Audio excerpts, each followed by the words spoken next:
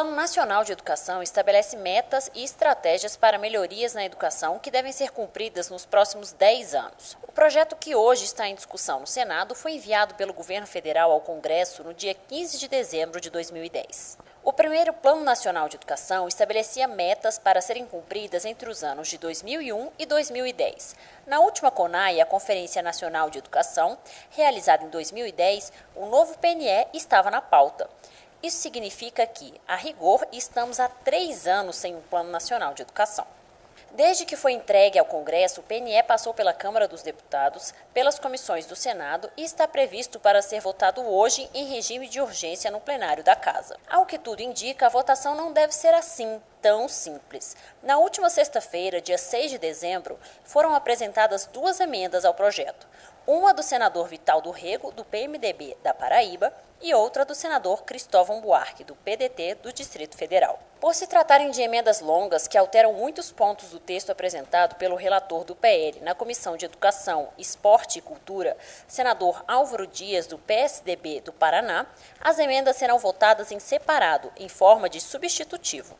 Isso significa dizer que serão votados o texto do senador Álvaro Dias e os 2 substitutivos apresentados pelos senadores Vital do Rego e Cristóvão Buarque. Como instituição que representa os dirigentes municipais de educação do país, a Undime ouviu outras entidades educacionais para saber como será a votação do PNE.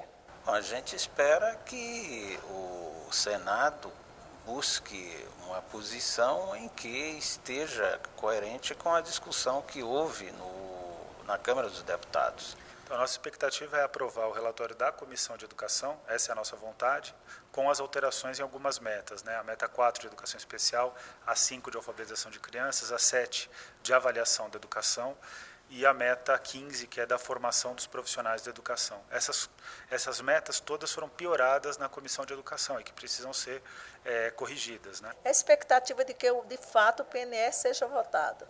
Esperamos, foi importante, não sei se a demora tão longa foi importante, mas o que eu considero importante é a possibilidade da participação da sociedade nas grandes questões que permeiam o próprio PNE. Vai ser uma bola de cristal, nós não vamos saber qual é o relatório guia que poderá ser o guia, né, da discussão na Câmara de Deputados, porque deve voltar para lá. Nós esperamos que o Plano Nacional de Educação seja aprovado este ano. Essa é o nosso desejo, a nossa vontade, e a educação brasileira precisa que isso aconteça. Nós não estamos jogando muita expectativa para os projetos que estão colocados para o Senado.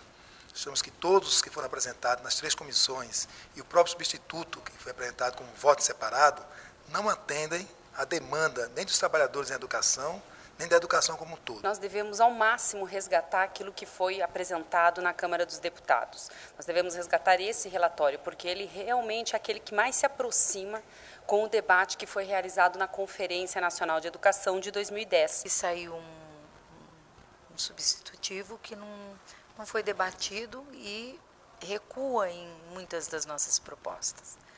Então, quer dizer, se há avanços em uma, recua em outras. Então, o correto seria recuperar o PNE que a gente tem na Câmara de Deputados, que é da autoria do deputado Ângelo Vagnoni. O texto da Câmara dos Deputados é um texto que avançou muito em termos de participação social, ouviu todos os atores da sociedade, é muito consistente tecnicamente e, em boa parte dessas metas que foram mal alteradas na Comissão de Educação, o texto da Câmara dos Deputados é muito bom e é uma boa referência. Ele ousa no que diz respeito à questão da expansão e fortalecimento da educação brasileira. Nós queremos universalizar e ampliar o atendimento escolar da creche até a pós-graduação. Ele ousa, por exemplo, quando ele quer, nos próximos 10 anos, ampliar e muito, né, a cobertura da educação em tempo integral no nosso país. Ele ousa, por exemplo, quando a gente quer triplicar as vagas no ensino superior, na educação profissional. A proposta que está sendo discutida no Senado, ela tem um viés que se distancia bastante de muitos pontos que foram discutidos em diversos momentos. Você não ver isto aprovado é você não ter, nós não termos, na verdade, o planejamento da educação nacional, né? E sem nenhuma concepção de educação para o país. Isso é muito ruim. como a gente estaria trabalhando na consolidação, e você sequer tem um plano, você vai consolidar o quê? Então, a tendência é a gente mobilizar para que o plano seja aprovado. Se conseguimos avançar no Senado, melhor, mas vamos fazer a defesa daquilo que está na Câmara, na perspectiva de avançar naquilo que nós historicamente defendemos. E a nossa perspectiva é que seja votado para que, de fato, na CONAI, todas as discussões já sejam em cima da própria implementação do PNE como um fator de articulação de uma política nacional que se volte para essas desigualdades sociais que eu considero o maior entrave no desenvolvimento educacional do país. Minha esperança era fechar 2013 com o Plano Nacional, né, de Educação. Agora, nem isso. Quer dizer, é muito difícil. Quer dizer, é uma CONAI que ela vai ter altos e baixos. Corre o risco agora de chegar numa CONAI 2014, ainda sem um plano, né, para só começar a consolidar na CONAI seguinte, que pode acontecer daqui a 4 anos. A expectativa é que